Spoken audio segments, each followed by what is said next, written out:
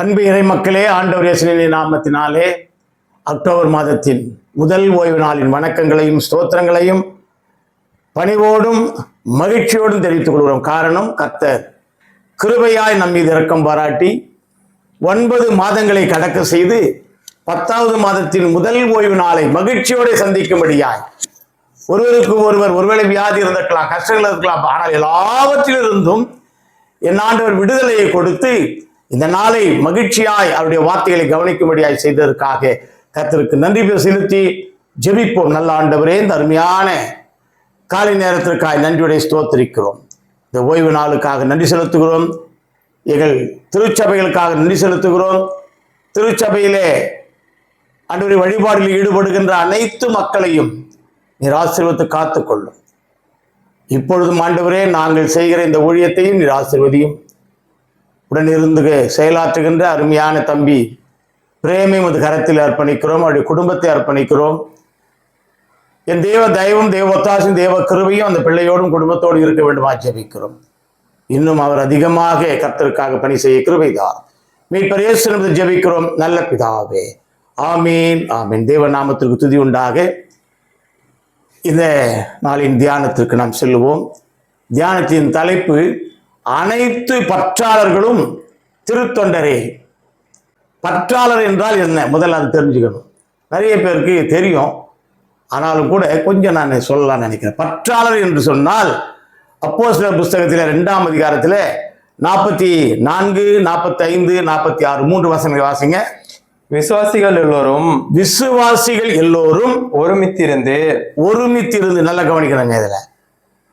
அப்போ அந்த பற்றாளர் என்று சொல்லும்போது விசுவாசத்தில் சிறந்தவர்கள், இறைவன் மீது விசுவாசம் கொண்டவர்கள், தம் மக்களை நேசிப்பவர்கள், ஒருவரோடு ஒருவர் ஒருமித்து ஒன்றாக இருந்து சகலத்தையும் பொதுவாய் வைத்து. ஐயா, இப்போ இந்த சூழ்நிலையை கொஞ்ச நேரம் சிந்தித்து பார்ப்போம்.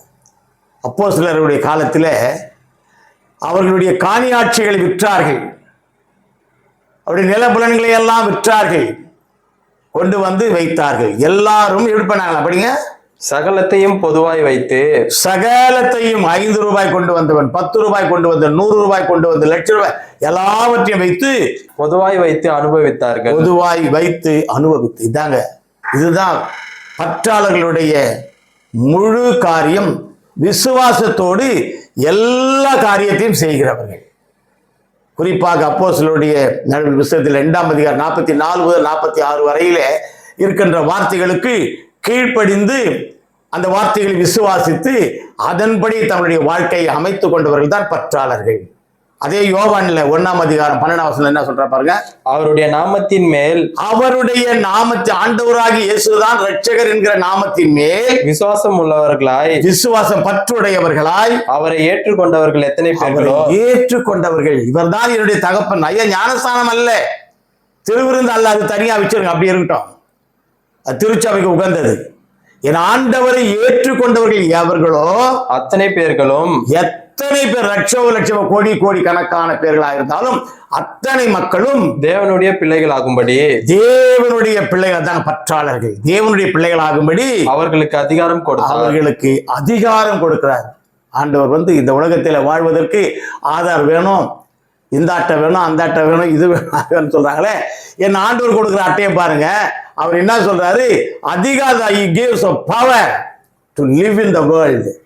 இந்த உலகத்திலே நீங்கள் எவ்விதமாய் வாழ வேண்டும் என்பதற்காக அவர் அதிகாரம் கொடுக்கின்ற கடவுளாய் இருக்கிறார். அவர் தான் அவருடைய பிள்ளைகள். அவருடைய பிள்ளைகள் தான் பற்றாளர்கள். பற்றாளர்கள் தான் விசுவாசத்திலே உறுதிப்பட்டவர்கள். இதுதான் பற்றாளர். பற்றாளர்கள் என்றால் விசுவாசத்திலே உறுதிப்பட்டவர்கள். அப்படியானால் இவர்கள் யார்? திருமுழுக்கு, திருவிருந்து என்னும் சாக்கிரமத்தை எல்லாம் தன்னுடைய வாழ்க்கையில நிறைவேற்றியவர்கள். அப்போ அனைத்து பற்றாளர்களும் திருத்தொண்டரே. திருத்தொண்டர் என்றால் யார்? சமயம், பொருளாதாரம் போன்ற காரியங்களிலே ஒதுக்கப்பட்ட நிலைமையில் இருக்கிறவர்கள், சீட்டு என்ற பெயரிலே ஒதுங்கி வாழ்கின்ற மக்கள். இப்படிப்பட்ட மக்களை ஆண்டவர் அரவணைத்து சேர்த்து கொண்டார். அவர்தான் திருத்தொண்டர்கள். ஊதியம் இல்லாதபடி, எந்த விதமான ஊதியம் இல்லாதபடி திருச்சபைகளிலே கர்த்தருடைய பணியை செய்கிறவர்கள் தான் திருத்தொண்டர்கள். திருச்சபையில் எந்த விதமான ஆதாயத்தை எதிர்பார்க்காதவர்கள், பதவியை எதிர்பார்க்காதவர்கள், பணத்தை எதிர்பார்க்காதவர்கள், அந்தஸ்தை எதிர்பார்க்காதவர்கள் இவர்கள் தான் திருத்தொண்டர்கள். ஊதியம் இன்றி அர்ப்பணிப்போடு செயல்படுகின்றவர்கள் தான் திருத்தொண்டர்கள்.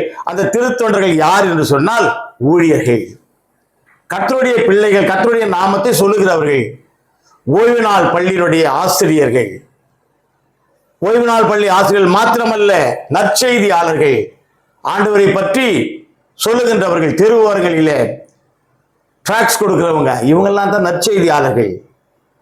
பெண்கள், ஆண்கள், குழுவினர், வாலிபர் குழுவினர், பாடல் குழுவினர், சண்டே கிளாஸ் குழுவினர், மூப்பர்கள் என்று சொல்லி எல்லா மக்களும் யார் யார் ஆண்டவரை பின்பற்றி நடக்கிறார்களோ, யார் யார் ஆண்டவரை ஊதியமின்றி கர்த்தருடைய நாமத்தை வழங்குகிறார்களோ, தங்களை அர்ப்பணித்து கர்த்தருடைய நாமத்தை சொல்கிறார்களோ, அவர்கள் எல்லோரும் திருத்தொண்டர்கள்.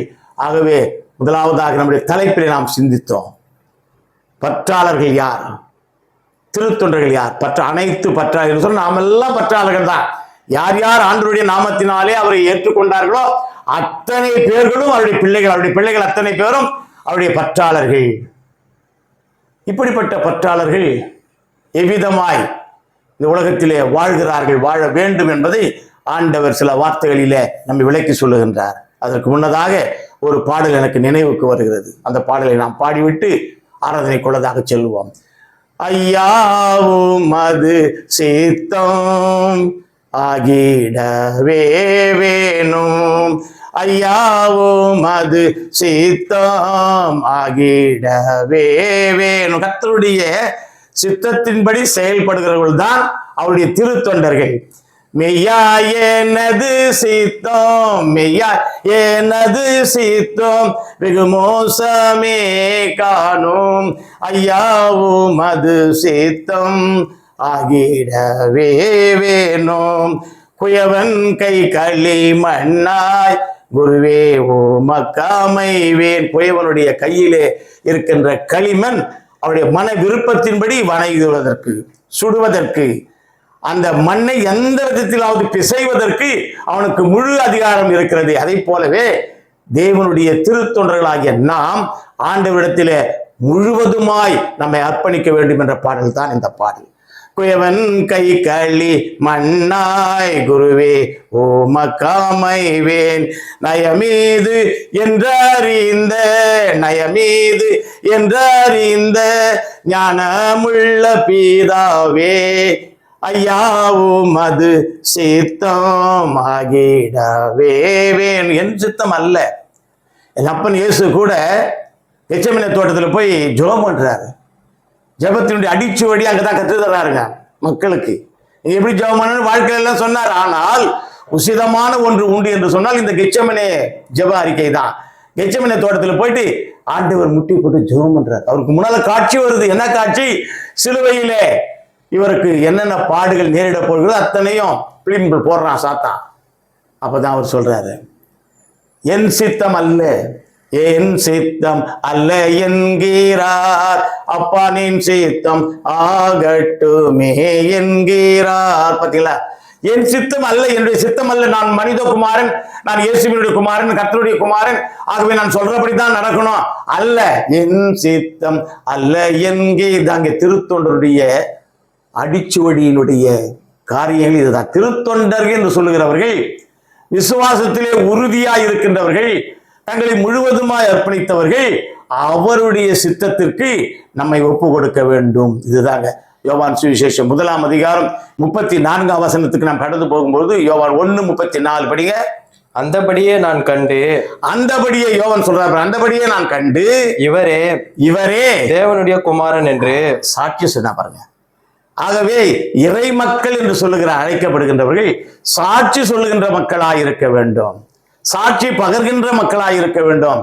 கிபி 16ஆம் நூற்றாண்டு வரையிலே பேதுருவை மையப்படுத்தி தான் ஆசாரியத்துவம் வந்து கொண்டிருந்தது. இந்த கல்லின் மேல் என் சபையை கட்டுன்னு சொன்னார் இல்லைங்களா? போப்பாண்டதை வைத்துதான் தன்னுடைய ஆதிக்கத்தை செலுத்தி வந்தார். ஆனால் 16வது நூற்றாண்டுக்கு பிறகு சீர்திருத்த செம்மலாகிய மார்ட்டின் லூதர் கிங் என்பவர் இந்த கிறிஸ்தவ மக்களுடைய அவதியை பார்த்தவராக வந்த பொழுது அவருடைய கோட்பாடு என்ன அவர் கோட்பாடு யாத்திரையாகும் 19:6 படிங்க. நீங்கள் எனக்கு ஆசாரிய ராஜ்யம். ஆகவே யார் பேதுரு அல்ல, பேதுருவை போல, அது கரெக்ட், பேதுரு அல்ல, பேதுருவை போல. அதே மாதிரி நீங்கள் எனக்கு ஆசாரிய ராஜ்யமும் பரிசுத்த ஜாதியுமாய் இருப்பீர்கள் என்று நீ இஸ்ரவேல் புத்திரரோடு. ஆமாங்க, நீங்கள் என்னுடைய ஆசாரிய ஜனம், எங்களை ஆராதிக்கிற ஜனம். அதுக்காக தனியா படிச்சுட்டு வர வேண்டிய அவசியம் இல்லை, அதுக்காக பணியா போயிட்டு வர வேண்டியதில்லை.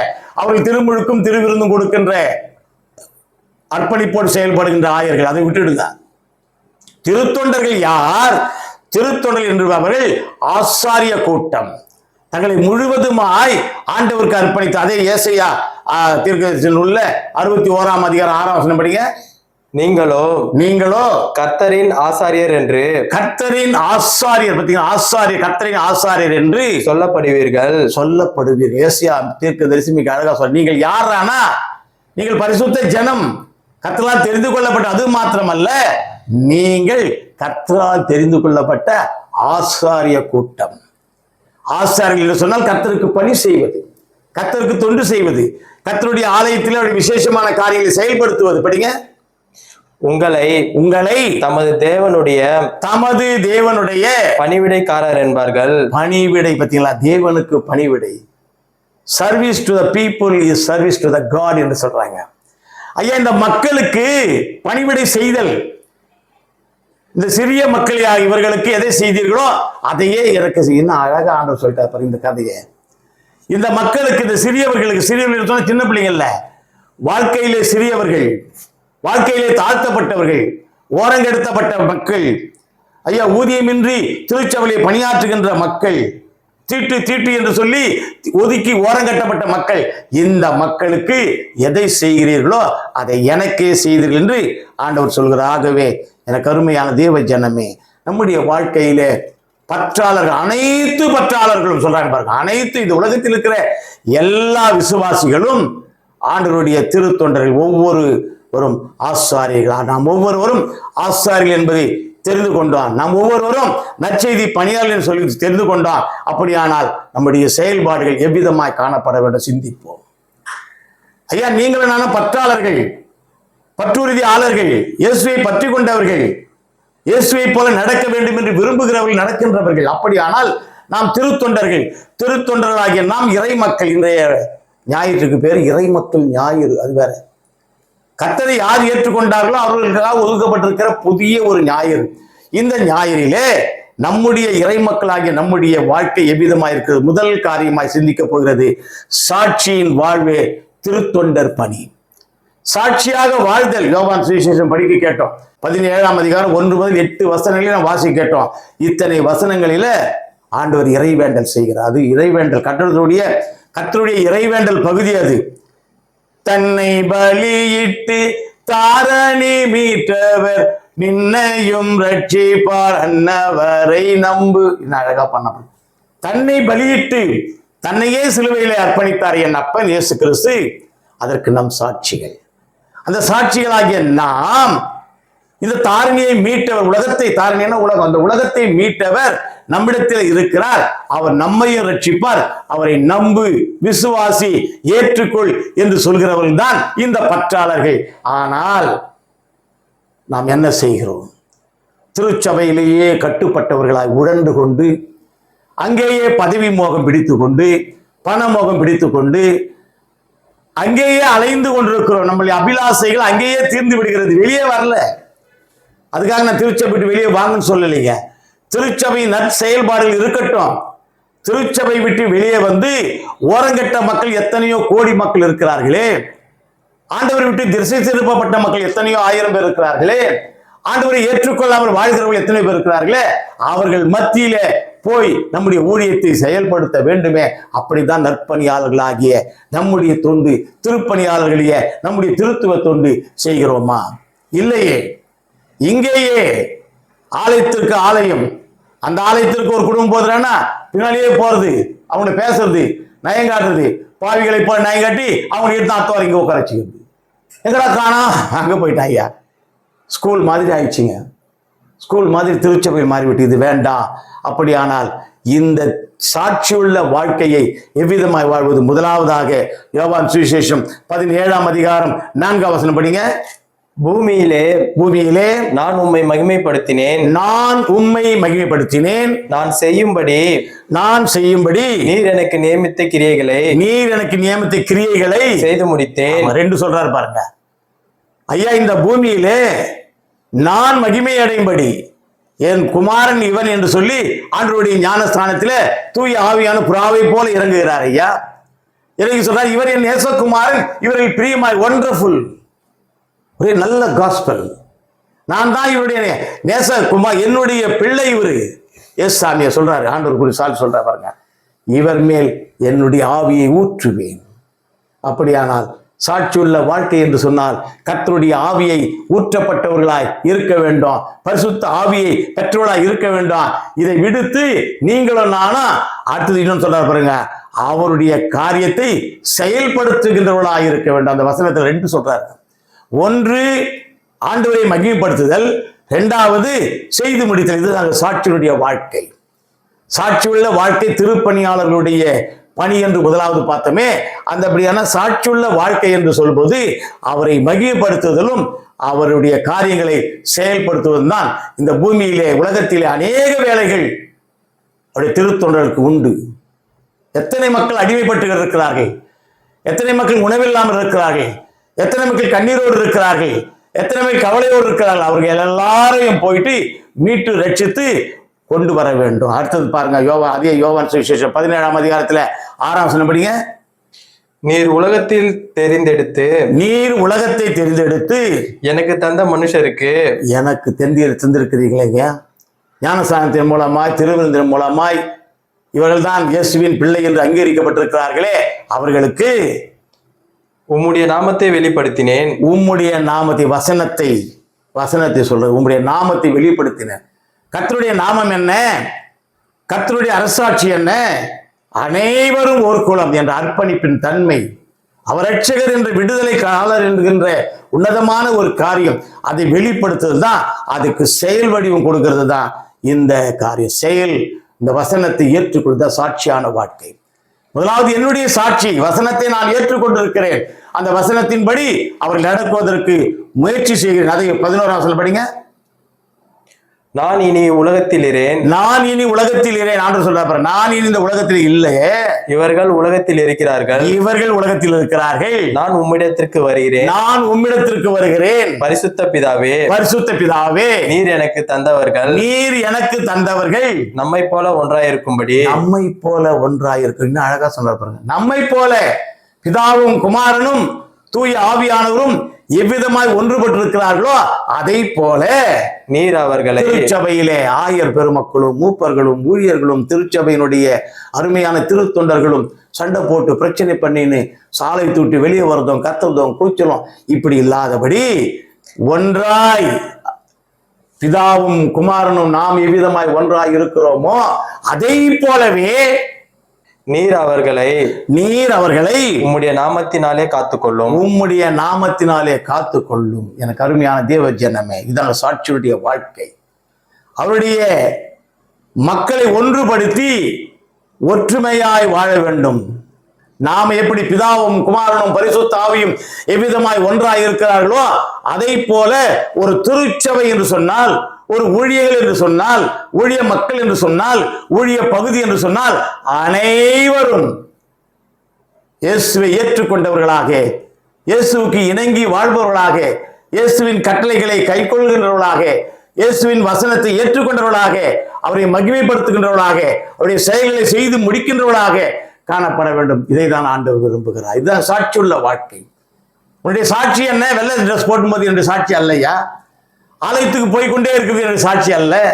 ஆலயத்தில் சந்தா கட்டி கொண்டிருப்பது என்னுடைய சாட்சி அல்ல. ஆலயத்தில் வீதம் கொடுப்பது அல்ல. என்னுடைய காணிக்கை செலுத்த அல்ல. என்னுடைய சாட்சி என்ன? என்னுடைய வாழ்க்கை தான் மக்களுக்கு சாட்சி. லூக்கா சுவிசேஷம் 10ஆம் அதிகாரம் 5ஆம் வசனம் படிங்க. ஒரு வீட்டில் பிரவேசிக்கிற போது, ஆமாங்க, இதுதாங்க சாட்சி. ஒரு வீட்டில் நீங்க போகும் பொழுதே அந்த வீட்டில் கட்டில் இருக்குதா, பீரோ இருக்குதா, டிவி இருக்குதா, எவ்வளோ பேர் டிவி இருக்குது, பணக்காரனா ஏழையா, இதே பார்க்காதீங்க. அந்த வீட்டில் நுழையும் பொழுதே இந்த வீட்டுக்கு சமாதானம் உண்டாவதாக இதுதாங்க ஆண்டவர் கற்பிக்கின்ற கட்டளை. ஆண்டவர் கற்பிக்கிற திருத்தூதர்களுக்கு, திருத்தொண்டர்களுக்கு கர்த்தர் சொல்லுகின்ற மிகப்பெரிய ஒரு சாட்சியான ஒரு இது உரை என்னன்னா, சாட்சியுள்ள வாழ்க்கை நீங்க வாழணும்னு சொன்னா ஒரு வீட்டில் பிரவேசிக்கும் பொழுது வாசனையே நொந்துன்னு போவாதீங்கய்யா, கறிக்குளம் செய்தாலும் போவாத. அந்த வீட்டில் நுழையும் பொழுது உங்களுக்கு சமாதானம் என்று சொல்லுங்கள். சமாதானம் அளிப்போர் பாக்கியவான்கள், அவர்கள் தேவனுடைய புத்திரர் எனப்படுவார்கள். வேதம் சொல்கிறது. நீங்களும் நானும் கர்த்தருடைய பிள்ளைகள் என்ற சாட்சியை பெற வேண்டுமானால் இந்த உலகத்திலே எங்கெல்லாம் மக்களை சந்திக்கிறோமோ, எங்கெல்லாம் வியாதி உள்ளவரை சந்திக்கிறோமோ, எங்கெல்லாம் பிரச்சனை உள்ளவரை சந்திக்கிறோமோ, எங்கெல்லாம் தேவையுள்ளவரை சந்திக்கிறோமோ, அங்கெல்லாம் கர்த்தருடைய சமாதானத்தை அருளுகின்ற பிள்ளைகளாய் நாம் இருக்கோம். ஆலயத்தில் சொல்றோம் சமாதானத்தோடு சென்று வாருங்கள் என்று சொல்லி, வெளியே போன உடனே ஒரே சண்டை போடுறா. அப்படி அல்ல. இந்த சமாதானம் நிலைத்த சமாதானமாக இருக்கட்டும். அப்படியானால் சாட்சியுள்ள வாழ்க்கை வாழ்கின்றடைய பணிகள் என்ன? லூக்கா சுவிசேஷம் அதே 4ஆம் அதிகாரம் 18வது வசனத்தில் என்ன சொல்றாரு பாருங்க. கர்த்தருடைய ஆவியானவர் என்மேல் இருக்கிறார். சிறந்த சாட்சி. நான் சொல்லணும், என் மேல பிசாசின் ஆவி இல்லையா, என்னுடைய மேலே இருப்பது கர்த்தருடைய ஆவி, இயேசுவினுடைய ஆவி. அந்த ஆவி என் மேலே இருந்து தரித்திரருக்கு சுவிசேஷத்தை பிரசங்கிக்கும்படி. என்ன அருமையான ஒரு காரியம் பாருங்க. இந்த உலகத்திலே யார் யார் தரித்திரர் என்று சொல்லி புறந்தள்ளப்பட்டிருக்கிறார்களோ அவர்களுக்கு சென்று இயேசுவே மெய்யான ரட்சகர் என்று சொல்லுகின்ற வாழ்க்கை தான் என் சாட்சியுள்ள வாழ்க்கை. அப்படியுள்ள வாழ்க்கை தான் இந்த மக்களுக்கு வர வேண்டாம். அதை தான் சொல்றாரு. என்ன சொல்லுங்க படிங்க. தரித்திரருக்கு சுவிசேஷத்தை பிரசங்கிக்கும்படி என்னை அபிஷேகம் பண்ணினார். என்னை அபிஷேகம். ஆகவே நான் அபிஷேகம் பண்ணப்பட்டவன் கர்த்தர் என்று சொல்லுகின்றவர் யாராயிருந்தாலும் அவர்கள் திருத்தொண்டர்களே. அந்த திருத்தொண்டருடைய முதல் பணி என்ன? சமாதானம் கூறுவதோடு அல்ல, ஆண்டவரை ஏற்றுக்கொண்ட மக்கள் எத்தனை பேரோ அத்தனை பேரையும் சந்தித்து என்ன பண்ணுமா, அவர்களை என்ன பண்ண. 18ஆம் வசனம் படிங்க. இதயம் நறுங்குண்டவர்களை குணமாக்கவும். ஆமா, எத்தனையோ பேர் நான் எவ்விதமாய் வாழ்வது, வாழ்க்கையில் எனக்கு விடுதலை இல்லையே, பிரச்சனை மேல் பிரச்சனை வந்து கொண்டே இருக்கிறதே. நிறைய பேர் சிந்திக்கிறாயா. இன்னைக்கு வாலிப பிள்ளைங்க தற்கொலை செய்து கொள்றான். காதல் பிரச்சனையால, கல்வி வராததுனால, வேலை கிடைக்காததுனால, வேலையிலே தொய்வு ஏற்பட்டு, குடும்பத்திலே நஷ்டம் ஏற்பட்டு, வியாபாரத்தில் நஷ்டம் ஏற்பட்டு தன்னை மாய்த்து கொள்கிறார்களே, அப்படிப்பட்டவர்களை சந்தியுங்கள் என்று ஆண்டவர். அதான் சாட்சியுள்ள வாழ்க்கை.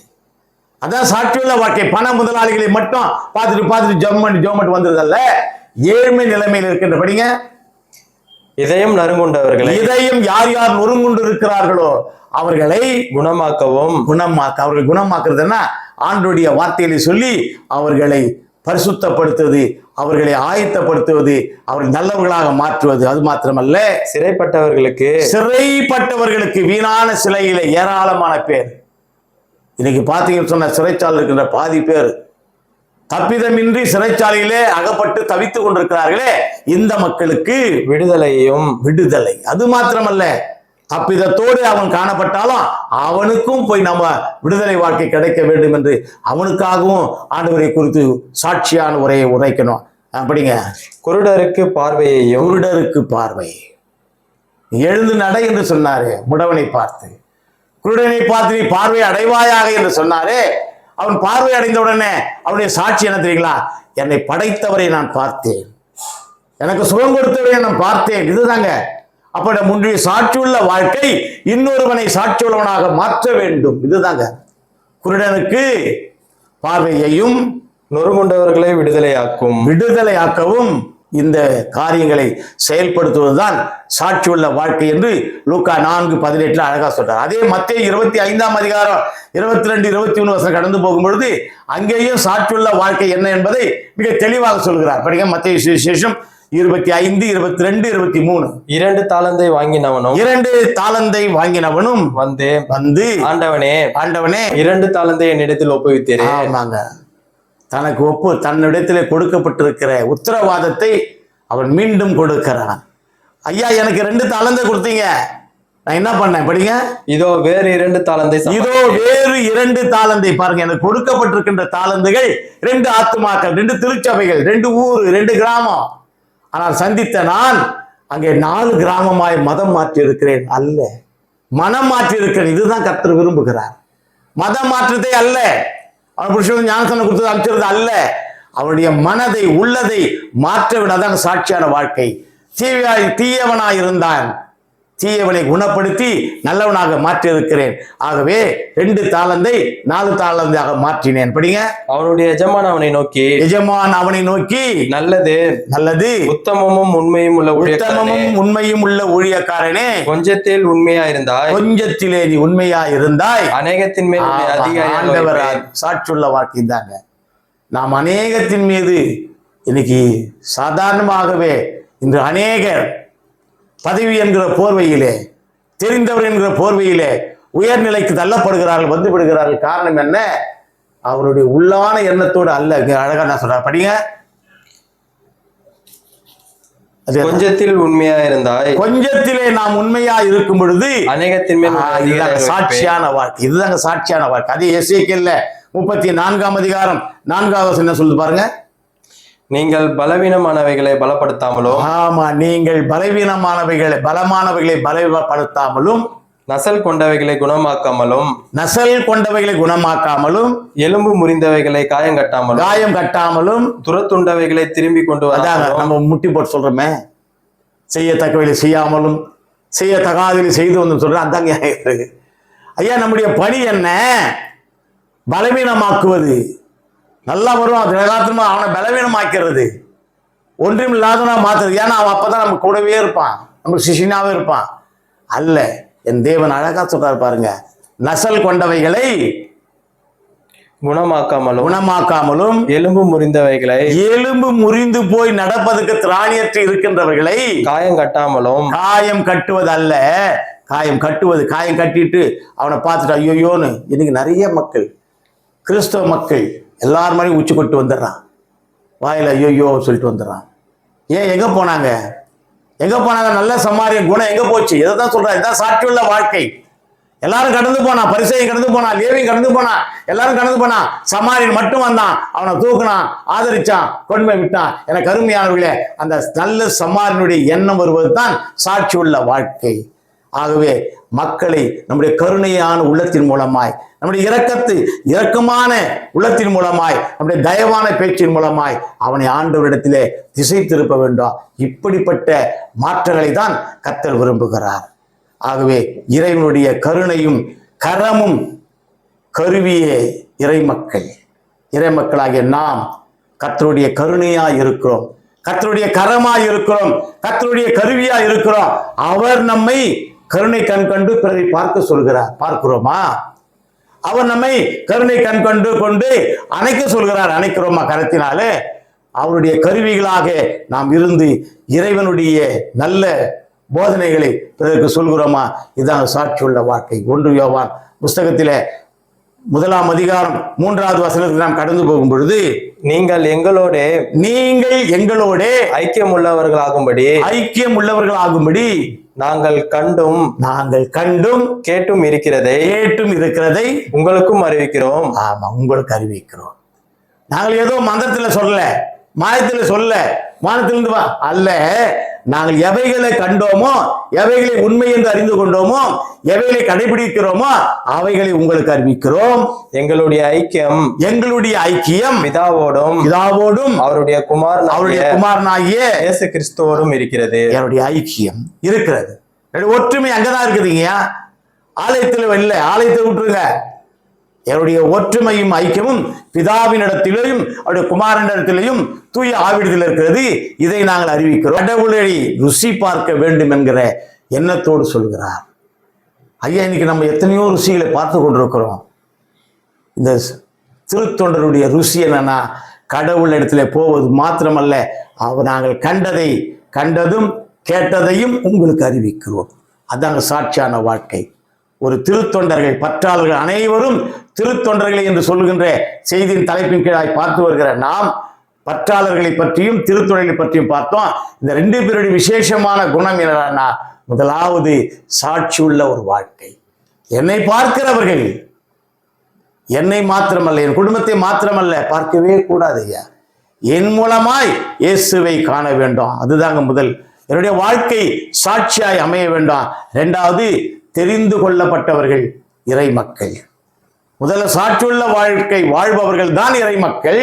இரண்டாவது, தெரிந்து கொள்ளப்பட்டவர்களே இறை மக்கள். 1 பேதுரு புத்தகத்தில 2ஆம் அதிகாரம் 9வது வாக்கியத்தை நாம் வாசிப்போம். நீங்களோ உங்களை அந்தகாரம் இருளில் இருந்து தம்முடைய ஆச்சரியமான ஒளியினிடத்திற்கு வரவழைத்தவருடைய ஏன் என்று சொல்ற. முதலாவது ஒளி உண்டாக கடவுள் இதுதான் சொல்லியிருக்கிறோமே தவிர இதை யாரும் அவ்வளோ விசேஷமா பேசுறதில்லை.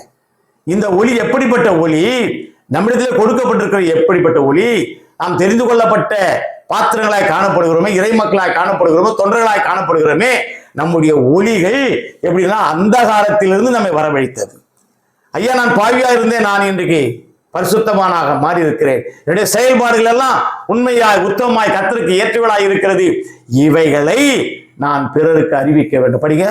தெரிந்து கொள்ளப்பட்ட சந்ததியாயும். ஆமா, இவைகளை நான் அறிவித்து அவர்களை தெரிந்து கொள்ளப்பட்ட சந்ததிகளாய் இருக்கிறோம். பக்தன் பாடுறான், புண்ணியன் இவர் யாரோ வீழ்ந்து ஜெபிக்கும் பொருடன் சஞ்சலம் யாதோ. ஆண்டவர் ஜெபிக்கிறார். ஆண்டவரை தெரிந்து கொண்டார்களே, அந்த புண்ணியன் ஜெபிக்கிறார். என்ன ஜெபிக்கிறார்னா, அந்த தெரிந்து கொள்ளப்பட்ட என்ன ஜெபிக்கிறார்னா, என்னுடைய சொந்த மக்களே என் ஐக்கியத்தில் இல்லை ஐயா. தெரிந்து கொள்ளப்பட்ட மக்கள் என்று சொல்லிக் கொண்டிருக்கிறோமே, இவர்கள் என்னுடைய ஐக்கியத்திலே வரல, என்னுடைய கூட்டிலே வரல, என்னுடைய சமாதானத்துல வரல, இவர்களை நான் வரவழைக்கணும். அதற்காகத்தான் சொல்றாரு. படிங்க. தெரிந்து கொள்ளப்பட்ட சந்ததியாயும் ராஜரீகமான ஆசாரிய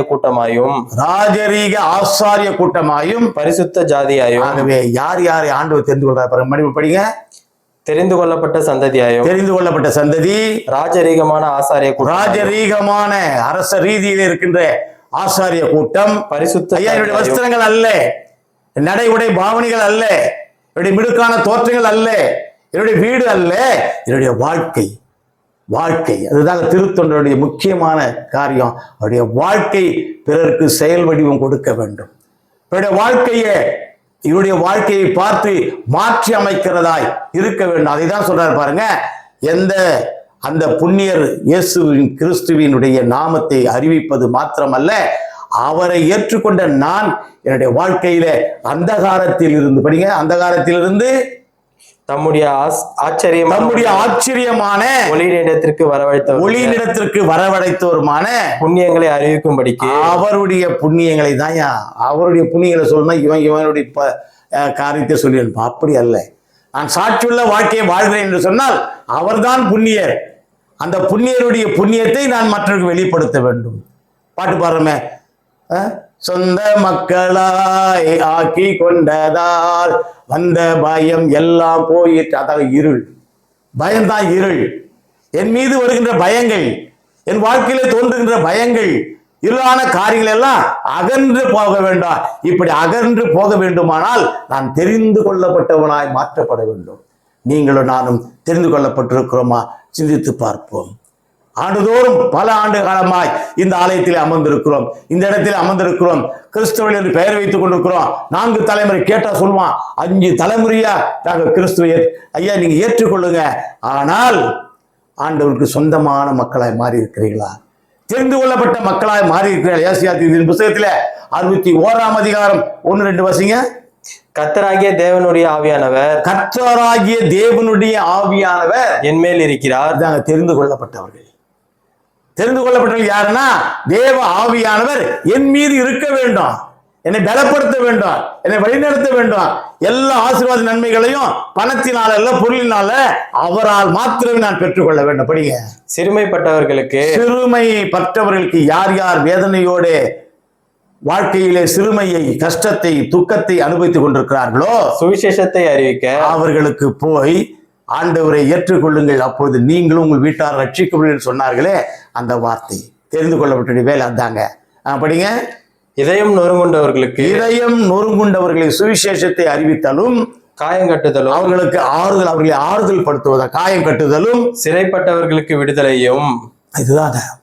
இப்படிப்பட்ட தெரிந்து கொள்ளப்பட்ட ஜனங்கள் என்று சொன்னால் என்னுடைய வாழ்க்கையில இது காணப்பட வேண்டும். அதே இன்னொருத்தர் சொல்றாரு பாருங்க, அதே ஏசாயா 61 3ஆம் வசனம் படிங்க. சீயோனிலே துயரப்பட்டவர்களை சீர்படுத்தவும். துயரப்பட்ட சீர்படுத்த தான் நம்முடைய வேலை.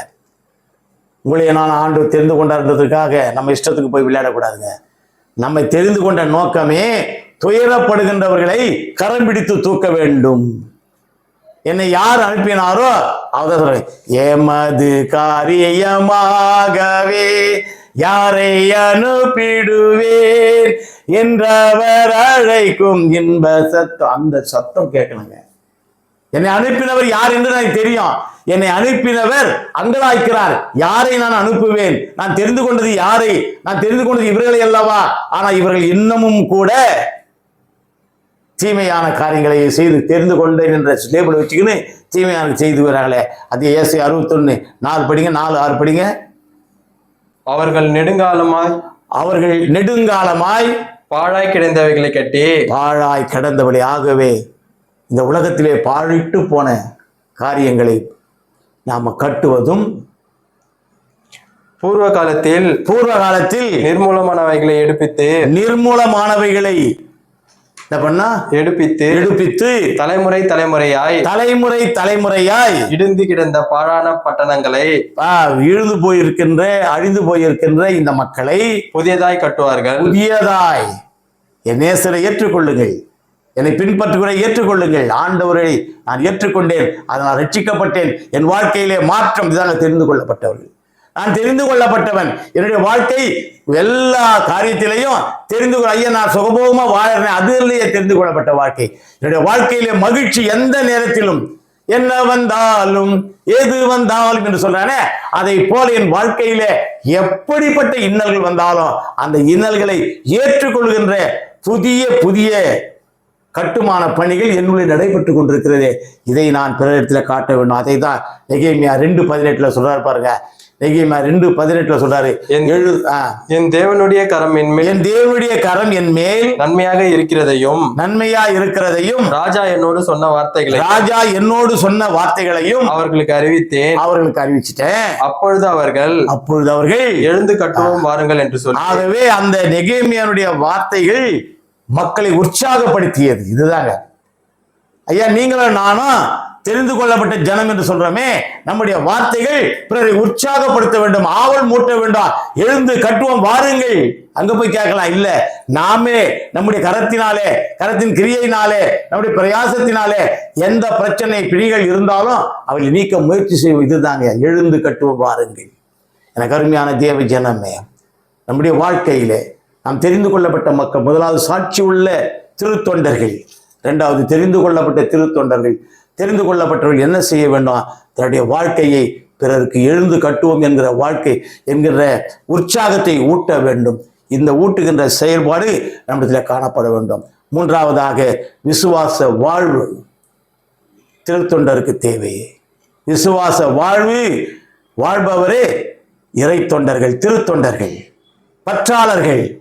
பிலிப்பியர் 2ஆம் அதிகாரம் 5ஆம் வசனம் படிங்க. கிறிஸ்து இயேசுவில் இருந்த சிந்தையே உங்களிலும் இருக்க. விசுவாச வாழ்க்கை என்று சொன்னால் ஆண்டவர் சொல்றாரு, இந்த மலையை பார்த்து பெயர்ந்து அப்பாலே போய் என்று சொன்னால் போக வேண்டும். அதுதான் விசுவாச வாழ்க்கை. அத்தகையதான விசுவாச வாழ்க்கை நம்மிடத்திலே யாருக்கு காணப்படுகிறது? காற்றே இறையாது என்று சொன்னாரே, என் அப்பன் இயேசு கடலில் நிறுத்தினாரே, அப்படி நின்று விட்டதே. ஏன் நின்றுச்சுன்னு சொன்னா, அவர் மீது வைத்திருக்கின்ற பற்றும் பாசமும், இந்த பற்றும் விசுவாசமும் சாட்சியான என்னுடைய வாழ்க்கையில காணப்படுற மட்டுமே என்னுடைய வாழ்க்கையிலே இறை மக்களுக்குரிய உன்னதமான பணி காணப்படும் என்பதிலே சந்தேகமே இல்லை. ஆகவே நம்முடைய வாழ்க்கை கிறிஸ்துவின் சிந்தையை கொண்டிருக்கிற வாழ்க்கையாக இருக்க வேண்டும். எப்படி என்று சொன்னால், ஏசாயா தீர்க்கதரிசியின் புஸ்தகத்திலே 53ஆம் அதிகாரம் 4ஆம் வசனத்தை கடந்து போகும் பொழுது, மெய்யாகவே அவர் நம்முடைய பாடுகளை ஏற்றுக்கொண்டார். பாரம் சுமந்திடுவேன் என்று சொன்னாரே, இது பாடுறதல்ல. நம்முடைய பாரங்களை எல்லாம், கஷ்டங்களை எல்லாம், துயரங்களை எல்லாம், பலவீனங்களை எல்லாம் சுமந்து தீர்த்தவர் அவர் தான். நம்முடைய பாரங்களை ஏற்றுக்கொண்டு நம்முடைய துக்கங்களை சுமந்தார். நம்முடைய துக்கங்களை நீங்களும் நானும் அனுபவித்து வருகின்ற துக்கங்களை எல்லாம் அவர் சுமந்தார்.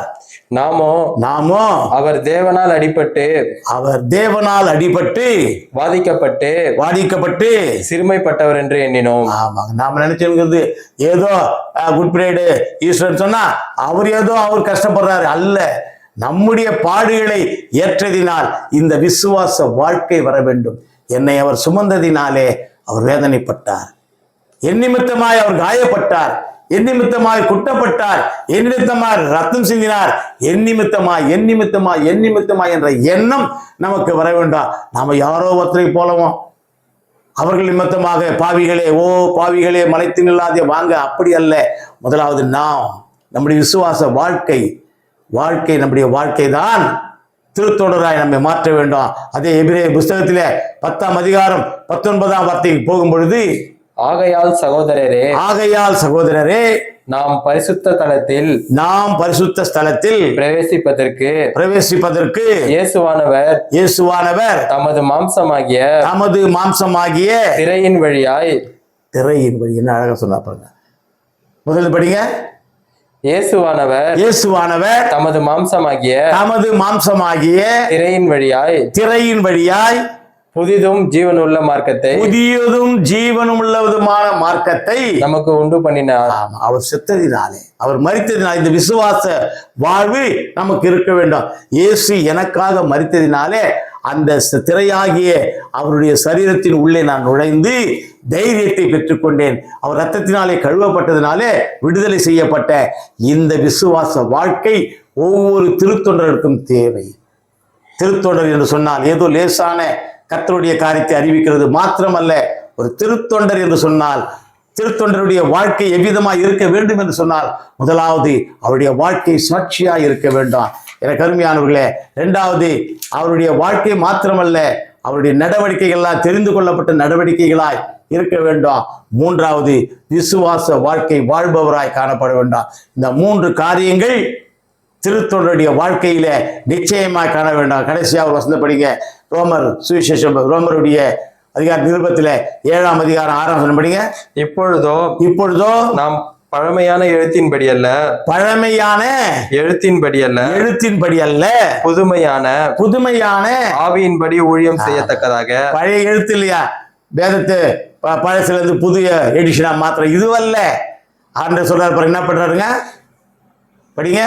புதுமையான ஆவியின்படி ஊழியம் செய்ய. ஆவியின்படி அவரை ஏற்றுக்கொண்டவர்கள் எத்தனை பேர்களோ அத்தனை பேர் அவருடைய பிள்ளைகள் என்று சொல்றோமே.